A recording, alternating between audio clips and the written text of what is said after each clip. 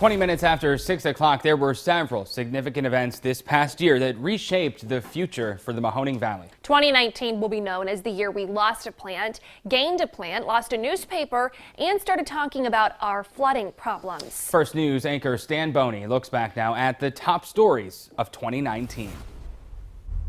On the second day of 2019, Niles police shot and killed Matthew Burrows at the Royal Mall Apartments. We heard about 6 gunshots. No charges, though, would be filed against Niles police. In July, however, charges were filed against Antonio Gonzalez and Paul Bacorn after Gonzalez's 14-year-old son in Greenville died from what police say was abuse. While in Lawrence County's Union Township, Keith Burley was charged with murdering young Mark Mason Jr. July was also when a brawl occurred in a Mahoning County courtroom as Dale Williams was to be sentenced in the killing of Elizabeth Stewart. Over 2 weeks in August, Boardman's Justin Olson was charged with threatening federal law officers and New Middletown's James Reardon with threatening the Jewish Community Center. In January, Warren's University of Larchmont bar was shot up and Ryan Rulong later convicted. January was also when Mercer County District Attorney Miles Carson resigned after being found guilty of misusing his position, and when Claudia Herrig was convicted of murdering her husband. We cannot lose this paper.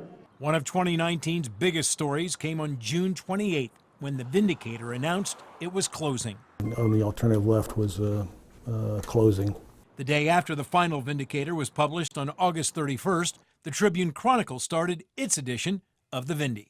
2019 was when medical marijuana started being sold in Ohio, when the showroom at Boardman's Donnell Ford was destroyed by fire, and when Boardman's Wagon Wheel Motel was closed over safety concerns.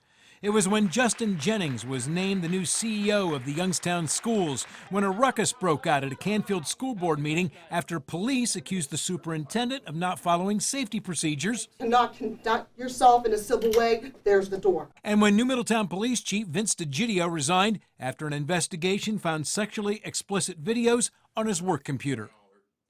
In our next half hour, Stan is taking us back to Lordstown and Boardman, where 2 of the year's top stories happened. And we're also going to reveal our list of the top 10 stories of 2019 as voted on by the First News staff.